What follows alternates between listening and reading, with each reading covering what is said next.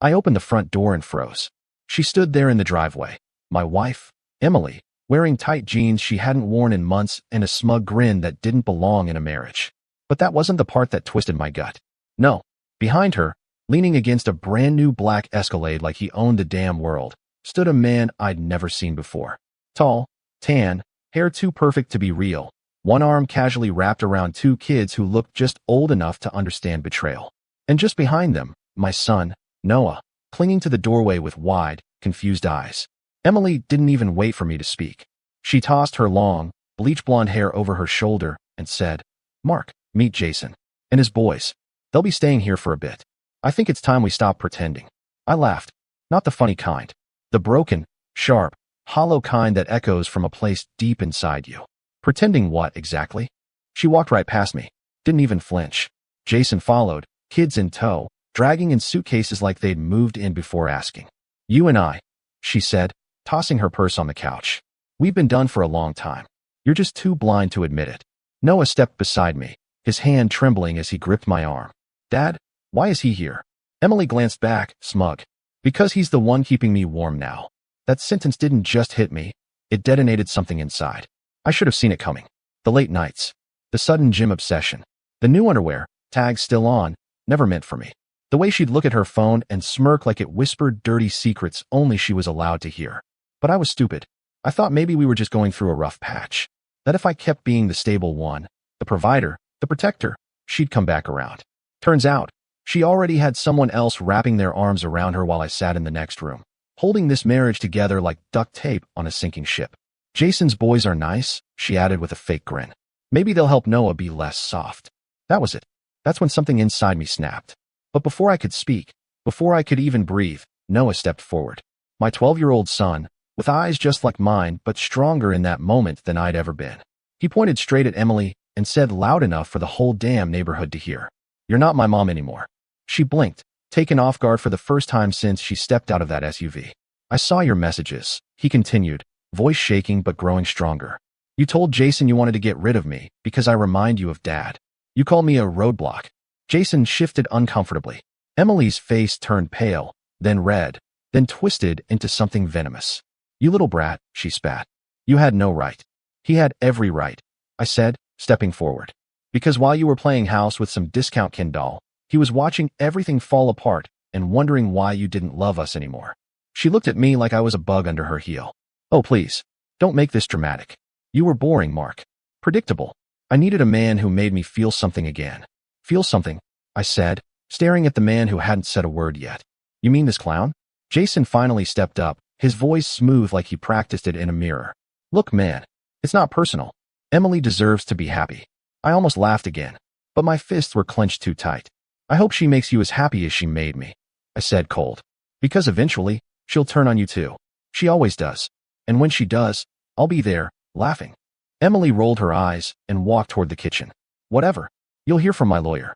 I'm done talking." But she wasn't done. Not even close. And neither was I. Because I had one more move to make. Something she never saw coming. And it started with a file I'd hidden in the bedroom drawer. One that contained every secret she thought she'd buried.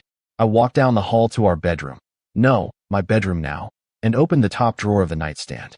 Beneath a stack of old birthday cards and charger cables was the manila folder I'd been adding to for the last 3 months. I never wanted to believe I'd use it. I wanted to be wrong. But I wasn't. Screenshots. Bank statements. A hotel receipt from a weekend I was out of town visiting my mother in Michigan. She told me she was sick. Turns out, Emily was getting comforted at the Hilton by Jason.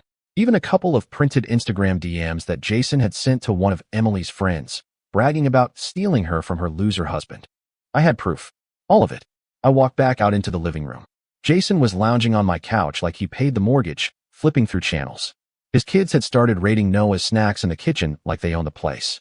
Noah sat stiffly at the edge of the stairs, still in shock, still quiet, but burning. I could see it in his eyes. Emily glanced at the folder in my hands and rolled her eyes. "What? You printing memes now?" "Something like that," I said.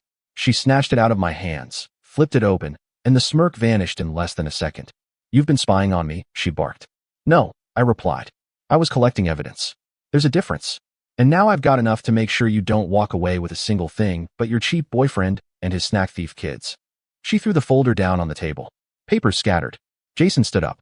Hey, look man, he said, trying to sound calm. Maybe we should take this somewhere else. No, I snapped. You walked into my home. You brought your mess into my family. You made it public. So let's keep it public. Emily's voice turned venomous again. You don't have a clue what I've been through. You were never there for me. Emotionally, I was dead. You just sat there, fixing things around the house, being a good little Boy Scout while I rotted inside. You didn't rot. I shot back. You wandered. There's a difference. And then Jason, of all people, tried to put a hand on my shoulder. You need to calm down, bro. The way he said bro lit a fuse in me I didn't know existed. I slapped his hand off and stepped into his space. Say that again. See how calm I stay. He backed off. Emily, now flustered, went for the only weapon she had left.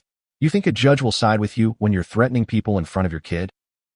I'm not threatening, I said. I'm done. That's different too. And then, right there, in the middle of this disaster, Noah spoke again. Can I stay with you, Dad? He asked.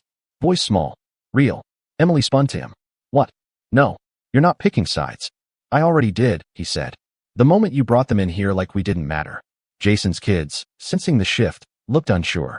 One of them, probably around 9, whispered something to him. He bent down, nodding. Emily, meanwhile, had crossed a line that no court document could erase. She grabbed Noah by the arm. You're confused. I'm your mother. You don't talk to me like that. I didn't yell. I didn't scream. I just stepped forward and said, take your hands off my son. She froze. I'd never used that tone with her before. It was cold. Final. She let go. Jason exhaled like he just realized what he stepped into. Maybe we should go. Maybe you should have thought about that before you walked into another man's house with your toy and a welcome mat. I snapped. Emily grabbed her bag. This isn't over. I know, I said.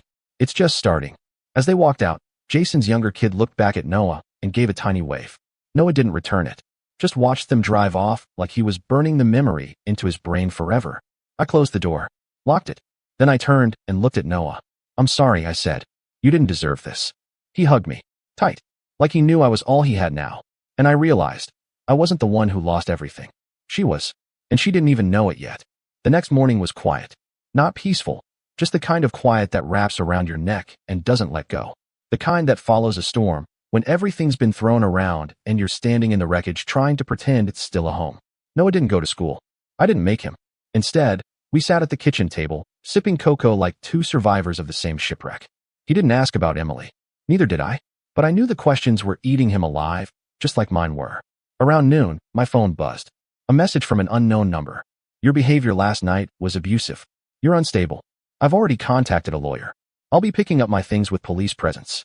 Do not contact me again. I read it twice, then showed it to Noah. He blinked at it, then whispered. She really said you were abusive? Yeah, I said. After everything she pulled. Liar, he muttered. That word stuck with me. Simple. Accurate. She lied like she breathed. Naturally, constantly, without remorse. But I wasn't going to sit around and let her twist the story into some victim act. She could play the role for her new boyfriend, for the court, for her gossip circle friends. But I had the truth. I had documents, timestamps, messages. I had Noah. That was enough. 2 days later, she showed up with 2 cops. Not even a warning. Just knocked on the door like she hadn't shattered our lives and expected me to open up like a good little doormat. She stood there with oversized sunglasses and a fake-ass frown, clutching a tote bag like it was her dignity. One of the officers asked, "Are you Mark Taylor?" I nodded. "Ma'am would like to retrieve personal items. Can you allow us entry in a few minutes to supervise the process?" I looked at Emily. "You need bodyguards now?" She smiled. "I'm protecting myself." "You should have done that before climbing into Jason's car." The officer stepped between us. "Let's keep it respectful." I stepped back. "By all means.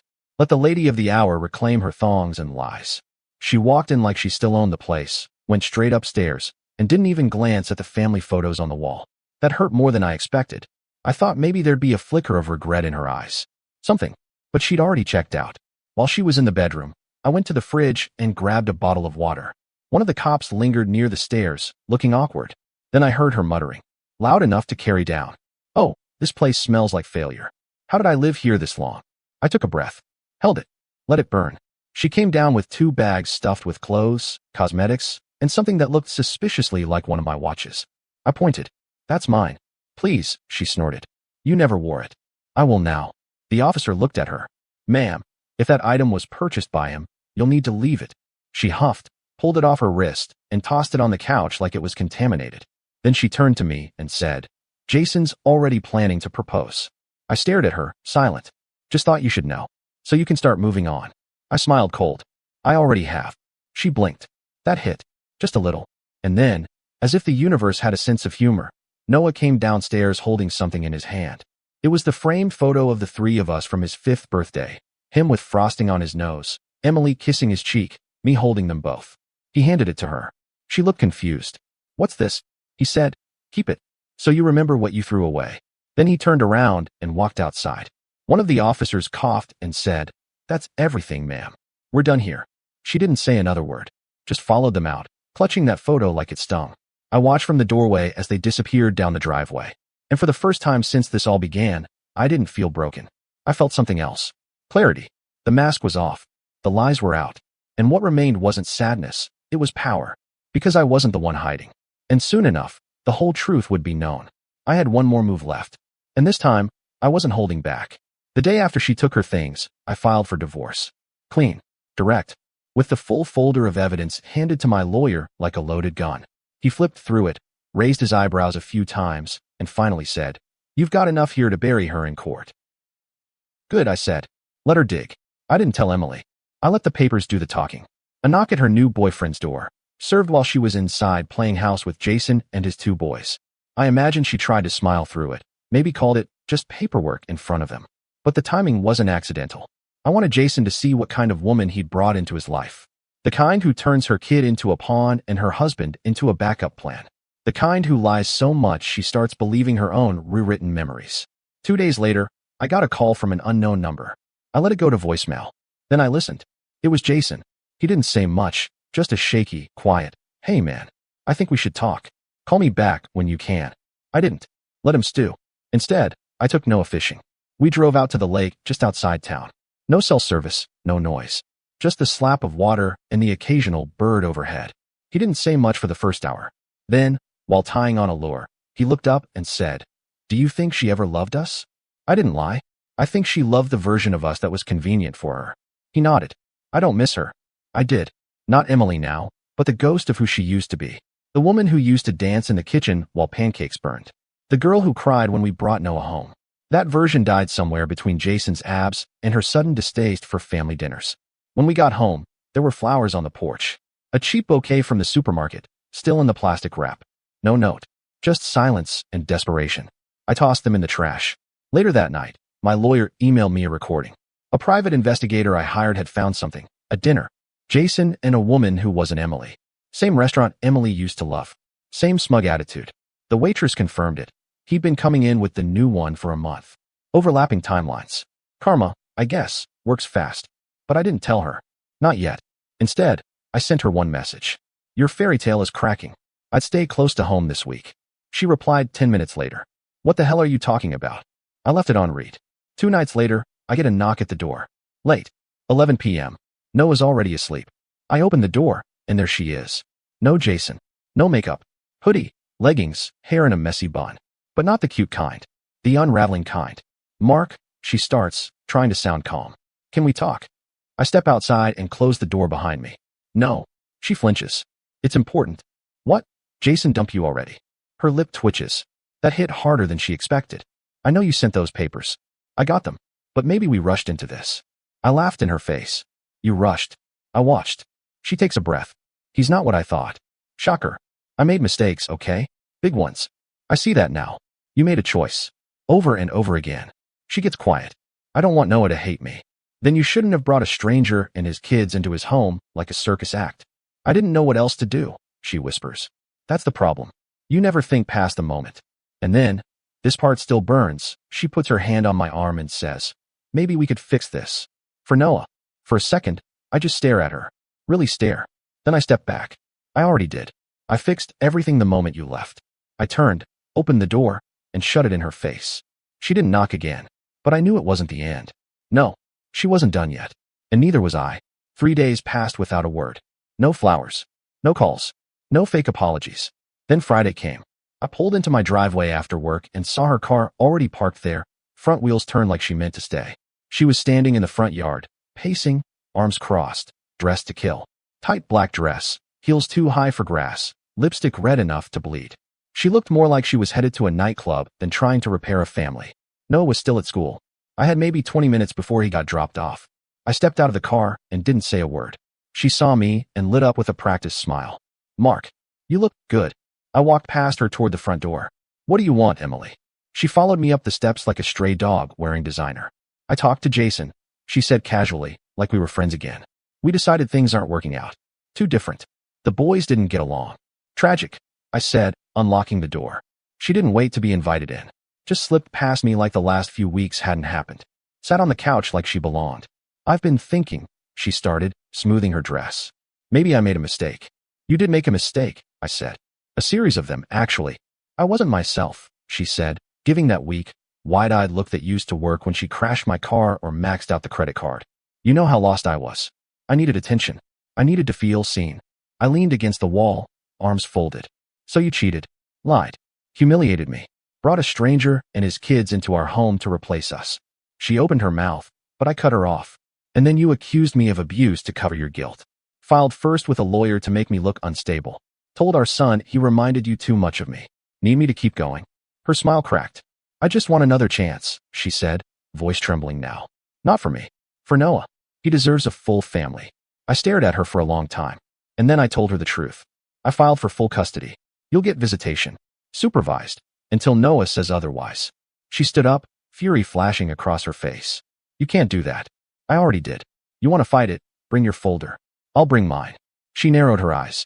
You think this makes you the better parent? No. I think sticking around through every lie, every breakdown, every empty stare, every time you lock the bedroom door, because you weren't in the mood for months, I think that makes me the better parent. You were cold. You were gone. We both stood there breathing heavy, like two boxers in the 10th round with nothing left to give but hate. Then I heard the bus. Noah. I stepped onto the porch as he climbed off, backpack half zipped, hair messy from the wind. When he saw her, he stopped walking. Mom. She smiled. Hey baby. He didn't smile back. Why are you here? He asked. I came to talk to your dad, she said sweetly. Just grown-up stuff. He looked at me. I gave him a slight nod. He walked up the steps and stood beside me. Are you staying? He asked her. I was hoping to. No, he said. You shouldn't. Her face broke. Just for a second. The fake mask dropped, and I saw it. Fear. Regret. A flash of something too late to matter. Okay, she whispered. I'll go.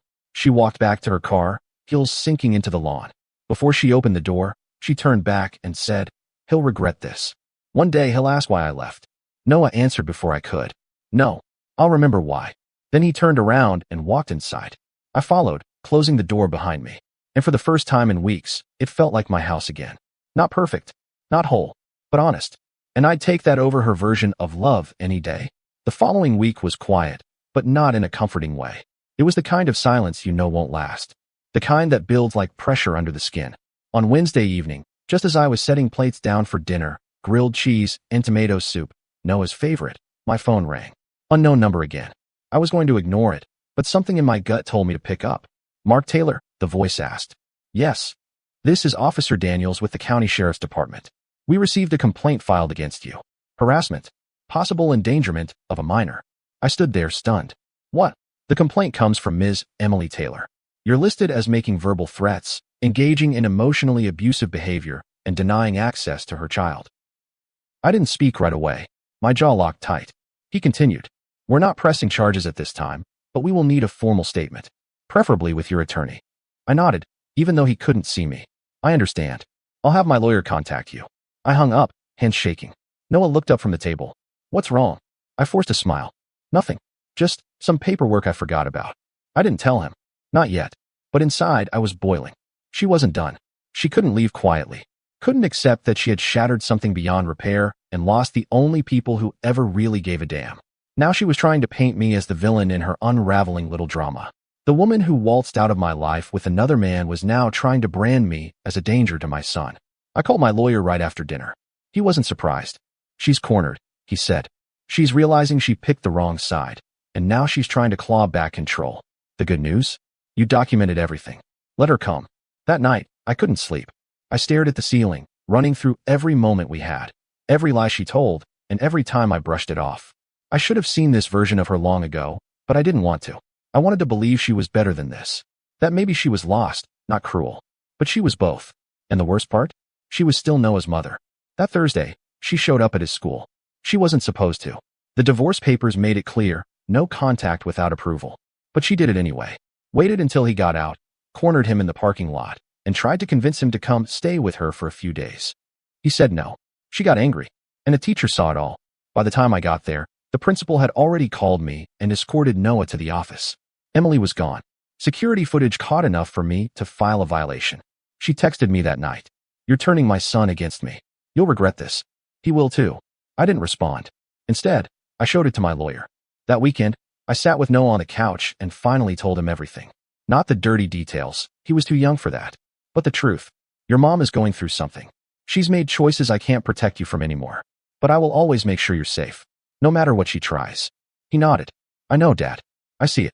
Then he said something I'll never forget. "I used to wish she'd come back. Now I hope she doesn't." I didn't know what to say.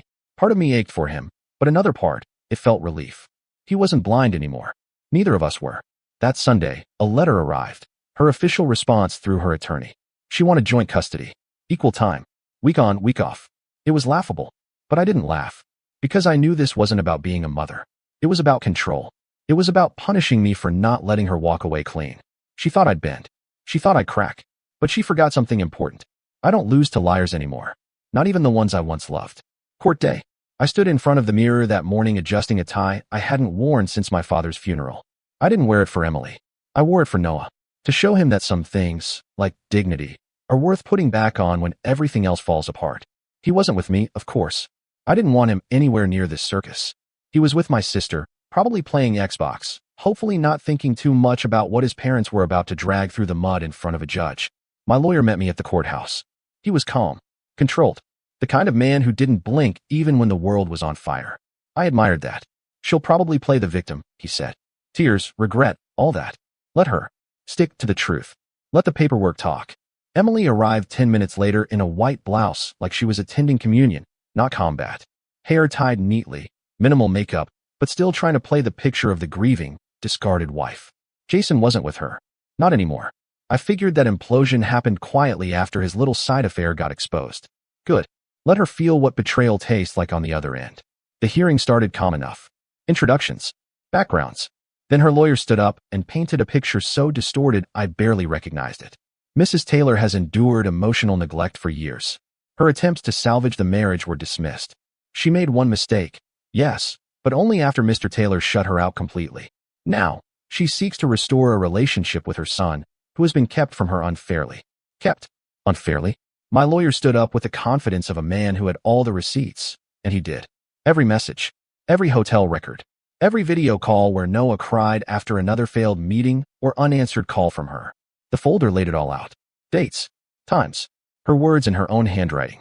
The judge looked through it silently. And when he looked up at me, I didn't see sympathy. I saw understanding. Then Emily took the stand. That's when the real theater began. Tears. Shaking voice. That damn act she used every time she needed to dodge responsibility. "I just want my family back," she whispered, voice cracking at all the right moments. I never meant to hurt anyone. Jason, it wasn't what it looked like. I was lost. I was empty. And Mark didn't see me anymore. She looked right at me like I was supposed to nod and apologize. I didn't move. When it was my turn, I didn't cry. I didn't tremble. I told the truth. I loved her. I gave her everything. She didn't just walk out. She detonated our family. She brought another man and his children into our home, introduced them to my son as if we were replaceable. And when it didn't work out, she tried to crawl back and paint herself as the victim. I paused, then added, "But this isn't about me. This is about Noah. And all he wants is peace." That silence in the courtroom afterward was louder than any shouting match we ever had. The judge ruled 3 days later. Primary custody, granted to me. Visitation, every other weekend, supervised, until a child therapist confirms Noah's emotional readiness. Any violation, automatic suspension of rights. Her face when she heard it, she didn't cry. She fumed. Tight jaw, eyes flicking from the judge to me like it was all some setup. Like justice had cheated on her, too. Outside the courtroom, she caught up to me in the parking lot. "You think this is over?" she hissed. "You humiliated me in there." "No," I said. "You did that to yourself. I just stopped covering for you." She leaned in close, that sickly sweet voice returning. "You'll regret this. He's still my son." I didn't flinch. "You had a son, and you lost him the minute you chose a stranger over him." She didn't answer, just turned around and walked off. And for the first time since this nightmare began, I felt something I hadn't in months. Freedom. It didn't fix everything. It didn't erase the damage. But it was the first step. I picked up Noah from my sister's that evening. We drove home in silence for a while. Then he asked, "Did we win?" I smiled. We didn't lose. And for now, that was enough. The following weeks felt different. Not lighter. Not easier. Just real. There were no more fake apologies, no more late-night texts twisting knives, no sudden appearances in our driveway with mascara running like war paint. She faded, slowly, but surely, from our everyday life. And in her absence, something unexpected started to grow. Peace. Noah smiled more, ate more, slept better. The bags under his young eyes began to vanish, and the kid who used to flinch when the doorbell rang was now humming while brushing his teeth. That was victory, not the custody papers. That. Still, she tried to call. Once, twice, 3 times. Left voicemails that swung between pitiful and poisonous. "I miss him, Mark. You don't have to be so cruel." Then, "You've poisoned him against me. You're disgusting." Then back again. "Maybe we can talk." Start over. I blocked her. Let her scream into the void where she belonged. One night, maybe 2 months after the hearing, Noah came into the living room holding an old photo album. The thick, leather-bound one Emily insisted we make when he was born. I hadn't opened it since before everything broke. He sat next to me, turned a page. "Do you think she ever looks at these?" I didn't answer right away. Then I said, "I think she does. I think she looks at them and realizes what she lost." He nodded slowly, then pointed at a picture. Me holding him in the hospital, eyes red, but smiling. Emily was beside me, glowing like the world had just started. "She used to be good," he whispered. "People change," I said. "Sometimes for the better. Sometimes into someone you don't recognize." He looked at me. "I'm glad you didn't change." I smiled and ruffled his hair. "I did. I just didn't break." That weekend, I took him hiking. Just the 2 of us. No phones. No distractions. Just the sound of boots on dirt and wind through the trees. He asked about the future. College. Driving. Maybe getting a dog. We planned all of it. We didn't mention her once. And in that silence, I found the closure I never thought I'd get. Because closure isn't always an apology. Sometimes it's a quiet morning. A breakfast together. A home without tension. A kid who finally feels safe again. She thought bringing Jason and his sons into our home would end us. She thought she'd break me. But instead, she gave me something she never meant to. Clarity. A clean slate. And the chance to show my son what real love looks like. Solid, loyal, unshakable. So if you're reading this, and you're sitting in the rubble like I once was, wondering how it all turned to ash, listen closely. You're not broken. You're becoming. Let her leave. Let the lies fall apart. And when she comes crawling back with regret tangled in her hair, smile. Because by then, you'll know, she lost the best thing that ever happened to her. And you'll finally be free.